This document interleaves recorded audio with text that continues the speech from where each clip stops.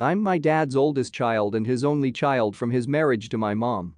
My mom was unable to have children after she had me, and my dad always wanted more, so he cheated and slept around, and eventually he and his current wife started an affair which came out when I was 12. She was 6 months pregnant when I and my mom learned the truth. She also had 3 kids already with different guys. He thought everything would be perfect from day one. He expected me to love his new wife and the other kids, and we would be a picture-perfect family. But I was pissed, not gonna lie, and I didn't accept his wife or her kids or my half-brother when he was born, or for a long time after it. They wouldn't force family time and it always sucked. One day when I was 16 I told them I was there to see my dad not play families or go along with the charade anymore, and we weren't a family, and I didn't give a crap about any of them except my dad. I think I also might have told him that he was number 1 on my crap list, but maybe I said that after he pulled me aside. I stopped going to his house after that, and there were no more attempts made at being a family. His wife's kids were super upset and extra pissed that I would dare deny them or not want to spend time with them. My dad and I have a rocky and mostly estranged relationship now. The last time we for real talked was 4 years ago when I graduated high school. But the other night he showed up and told me it was all my fault that everything was so broken because of what I said that day. He told me all he wanted was for his family to be happy, but I wouldn't let it happen. I refused to let him blame me. So I told him it was not my fault. I was a kid who was thrown into a crappy situation after having her family broken up.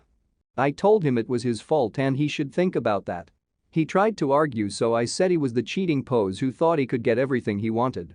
I told him it was dumb to expect me to love the woman he cheated with on day one and jump up and down because she had kids.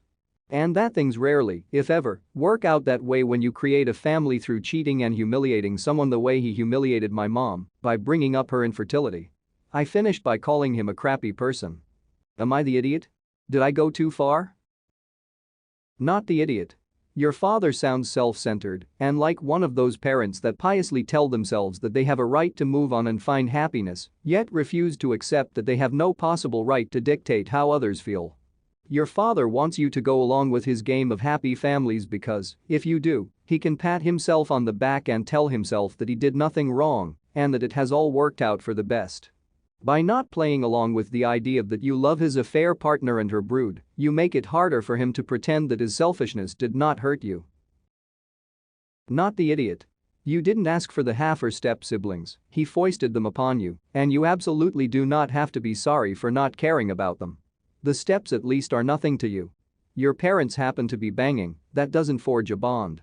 He's the idiot for trying to force his idea of family upon you after causing so much pain to you and your mom. You do you, remove this from your conscience and move on if you are happy to do so. Your relationship with the half-siblings can pick up when they are old enough to see you independently if both parties want that. Mike, 24M, partners, 23F, close friend and boss, 50M, at the mechanic shop, needed a liver transplant. They had been on the list for a while and getting nowhere. Lots of us got tested and I was a match. We were all happy and thrilled that this direct donation could take place. A week before the surgery date, police showed up at our house to arrest my partner as her boss. The person who was getting a piece of my liver had accused her of theft. Claimed she'd stolen thousands from his bank account and stolen from the cash box. The police showed us the CCTV in which she reaches into the box, takes money, and walks out of frame. 15 times, 15 days, 15 accusations. The police admitted they had no proof it was theft and no clue on the amounts taken, as she used the box to take customers' money and change. The police also said they didn't see how she accessed bank accounts and that they felt this was some sort of insurance fraud and they needed a scapegoat. I immediately rang the hospital and my transplant coordinator and backed out of the surgery. We got on with our lives, my partner found a new job and attended the court date where the case was thrown out 6 months later. A week after the case was dismissed, we got word boss had died. No one else had been a match or willing to get tested after the news got out, and they never found a match in the transplant system in time. I feel so guilty. I allowed someone to die and pretty much murdered them. I let pettiness get in the way of saving a life. My partner and friends feel I did the right thing, none of this is on me, and not giving a piece of me to the person possibly putting my partner in prison for a long time, a week before surgery, is my choice and the right choice. My boss's friends and family have been ringing non-stop, harassing us at our jobs, and posting online a lot about how I'm a murderer and killed the boss. That I should have given the liver anyway and been a good person. I feel I should have given it, but who bites the hand that feeds? I didn't want to get cut open, risk dying and other complications for someone who didn't care for me and mine, but now someone is dead from something I could have prevented. I'm conflicted and losing sleep over this. Am I the idiot for not giving my liver to the person accusing my partner of theft and them later dying? Update. Thank you for all the positive and informative feedback. I think seeing the outside, impartial view on this has helped me put it in perspective. I've only been focusing on my selfishness causing his death, as opposed to his actions contributing to. I'll be getting some counseling, as suggested, to help deal with the constant what-ifs in my brain and to help me move past this and to stop shouldering the burden. Clearing up a few things. GF didn't steal, she was just doing her job getting change paying invoices. The wife, who admitted to stealing later, simply used footage of her accessing the cash box to try to make it seem like she stole. I didn't state she was innocent as it's innocent until proven guilty, and she wasn't found guilty, my mistake. It's been pointed out that with the boss so unwell, perhaps it wasn't him doing this, but his wife. That's a great point I never considered and now makes me feel even more guilty. I should have checked. We are in the UK, so I guess our legal system works differently to the States in that I didn't have to pay bail, just simply take her home and take her to the court dates. This could be why the policeman told us straight it seemed like a bull and were very candid and kind to us. They even bought us lunch when one went to Subway. Also, as said, the surgery would have probably been cancelled anyway, as I did have another welfare check or two scheduled for that week with the transplant team at the hospital, and I was hugely stressed out. My work gave me that week and the following off anyway for being such a good sport. Not the idiot. You don't owe anybody your organs. The boss did not care about your family, he didn't try to get your partner's side of the story before calling the police. Report them for harassment if they keep pestering you. Hypothetically, even if your partner was stealing, the boss should have let it go. A transplant is priceless. The phrase "doesn't bite the hand that feeds" seems very applicable here. What did they expect would happen? Oh yeah, I know you had my girlfriend arrested, anyway, let's go do this super dangerous surgery to make sure you can keep screwing people over. You are not the idiot. Her boss had put your partner's life freedom in jeopardy at the same time as you were arranging to help extend his. Now, if the accusations were founded, you would still be not the idiot, but it would be more of a not idiots here scenario. If you feel bad, go donate blood. Save other lives. I, 26F, lost my husband in an accident 2 months ago. It wasn't his fault, he wasn't even driving. He was going with a friend to visit their sick friend, and the journey was hours long. My husband's friend was driving late at night, and it resulted in a horrific accident. My husband was in the hospital for a week severely injured and passed away on Friday morning. I was an utter mess. I was and still am devastated and cannot believe how fast days go by. My parents support me a lot.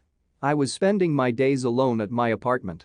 My parents told me they sent my sister, 21F, to stay with me and help around the apartment. I welcomed her and was glad she came. She'd occasionally invite her boyfriend to my apartment since she's there all the time.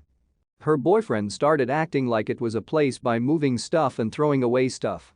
I talked to them about it. I also said I wouldn't let him stay the night anymore because I need some calm and quiet to be able to sleep. And he usually stays up till 5 a.m. making noise. My sister didn't argue. However, yesterday I went to see a friend for a few hours, and when I got back I didn't find my sister, thinking she went out. Suddenly her boyfriend walks out of my bedroom and I freaked out asking why he was there. My sister showed up asking why I got home so early. I loudly asked them why they were in my and my husband's bedroom. Suddenly my sister said they borrowed it for an hour to get some privacy since I had a key and might have walked in and seen something. My apartment is a single bedroom apt. I was in shock. I checked the room and the bed looked like someone used it. I completely lost my temper yelling at her and her boyfriend. I kicked him out and I and my sister started arguing. She called me irrational, acting out of grief and taking my frustration out on her. I told her to leave if she wasn't willing to respect my and my husband's private place and that she should have never walked in it. After that, I kicked her out. My mom came to see what was going on. She defended my sister and blamed her boyfriend, saying I had every right to kick him out, But my sister took the time and came to stay with me to support and help, and I was wrong to treat her like this. Saying that's how kids are and didn't know that it'd upset me this much. My dad agreed I overreacted and wanted me to talk things out with her, but I refused to do it. Not the idiot. OMG, your sister and her boyfriend were sleeping in the bed you shared with your recently deceased husband. There comes a point where help becomes a hindrance. Your sister has passed that point. I'm so sorry for your loss. Not the idiot. Jesus, OP, I am so sorry for your loss. Your sister has a complete and utter lack of sympathy and self-awareness. Especially with a loss so recent. Being kind doesn't give you a free pass to be unkind. That's not how it works. Your sister is 21 years old. Not a child. I wish you all the best and hope you have a support structure outside of your family. Not the idiot. This is the kind of help we all can do without. It makes me sick just thinking about what they did. How inhuman, entitled, and out of touch do you have to be to do it in a grieving widow's bed?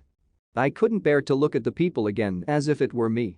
Don't let anyone make you feel guilty for this.